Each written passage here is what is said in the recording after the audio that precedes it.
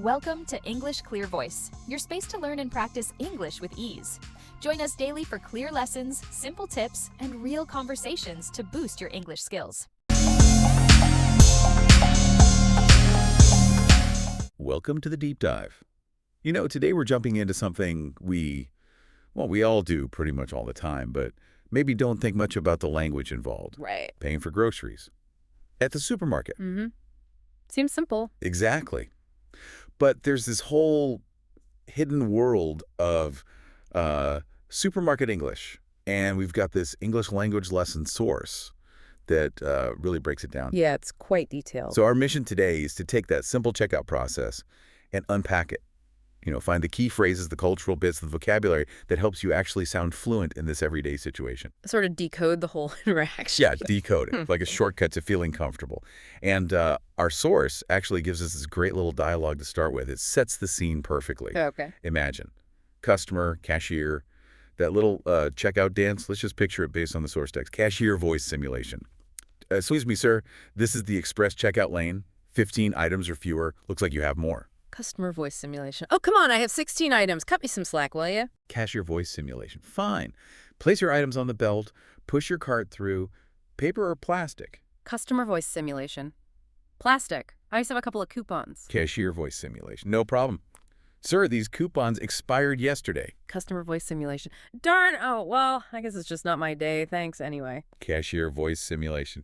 Do you have a club card, or will it be cash? Customer voice simulation. Yeah, got a club card. Here you go. Cashier voice simulation. Will this be debit or credit? Customer voice simulation. Debit, please. Also, could I get cash back? $50 would be great. Cashier voice simulation. Yeah, sure. Your total is $78.33. Here's your receipt. Have a nice day.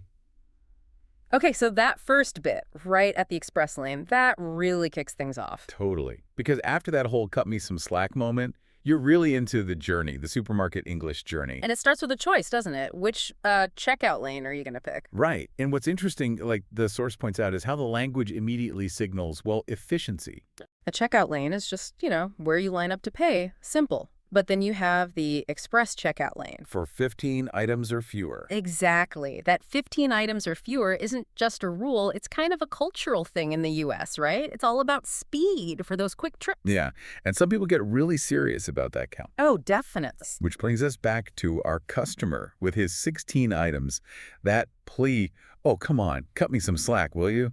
Yeah. That feels so typical. It really is. Cut me some slack. It's super common, very useful phrase. Basically means, don't be so strict, give me a break. A little leeway. Leeway. Right. It comes from, slack and a rope, apparently. Yeah. Giving someone a bit more freedom. Huh. I never thought about the origin, so it's like asking for a bit of flexibility in the rules. Pretty much. It's that little negotiation you sometimes try. You hear people trying it all the time, like arguing a multi-pack is just one item.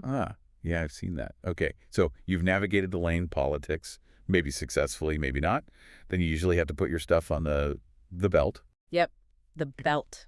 It's funny we call it that, isn't it? Not a conveyor, usually, just the belt. Makes sense, I guess, and it belts the groceries along. Right, it's that moving surface, taking your stuff down to the cashier. Again, efficient. Okay, now here's where it gets interesting, I think. The whole strategy of saving money, which often starts with coupons. Coupons. Yes, a huge part of U.S. shopping culture. It's not just about saving 50 cents here or there. No. Well, it is, but it's also like a built-in mini game almost. You hunt for them in flyers online. Right, clipping coupons used to be a whole thing. Still is, for some. Absolutely. And they're usually for a specific item, trying to get you to buy that brand. Lots of people choose products because they have a coupon. But in our dialogue, the customer runs into a problem. The coupons had expired. Ouch. Yeah. To expire, that's a key word. Means it's past its valid date, no longer good. A common checkout disappointment. Totally, because those savings, they have a shelf life, just like, some of the groceries. And that leads to that sigh, darn, oh, well, I guess it's just not my day. Which, we've all felt that, haven't we? Oh, yeah. It's just not my day. Perfect phrase for when little things keep going wrong. Not disaster, just annoying. Bad luck. But okay, savings aren't totally off the table. The cashier mentions another tool, the club card. Right, the club card. Or sometimes loyalty card, store card. What exactly is it? It's basically a membership card for that specific supermarket chain. You scan it or give your phone number, and you get special prices. Ah, the member price you see on the shelves. Exactly that. It encourages you to keep shopping there. And, they track what you buy, but for the shopper, it often means real savings. If you don't have one, you can miss out. Okay, so we're nearing the end of the transaction now. Everything's scanned. The cashier asks, do you prefer paper or plastic? Yeah, the classic question. Seems simple, right? What kind of bag do you want? But it's gotten more complicated lately, hasn't it? It has. With environmental concerns, some places charging for bags. It's not just about convenience anymore. It can touch on policy, personal choice. Interesting how such a simple question can carry that weight now. Okay, then the big one. Payment. Will this be debit or credit?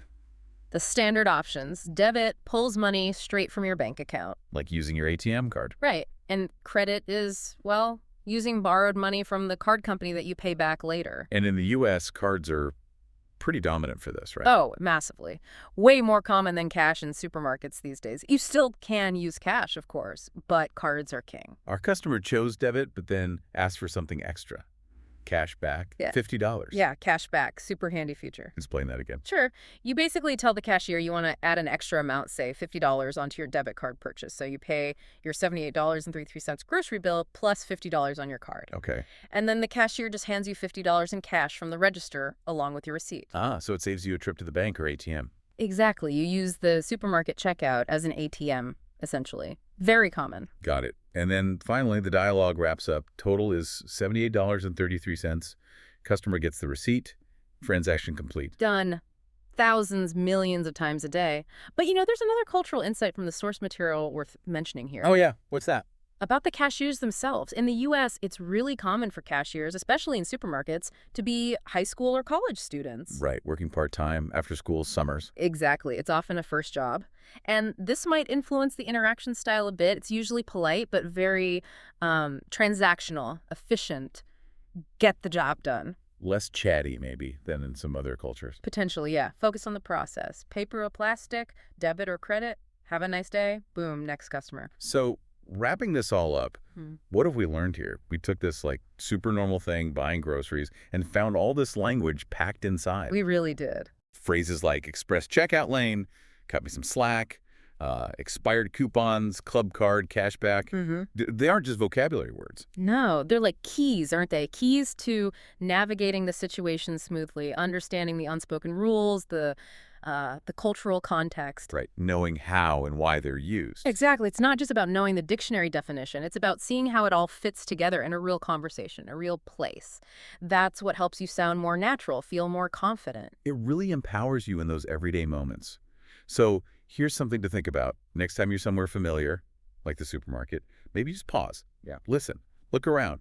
How many of these little linguistic cues, these sort of cultural habits, are happening all around you that you just filter out? What other simple interactions are actually full of language just waiting to be, well, decoded?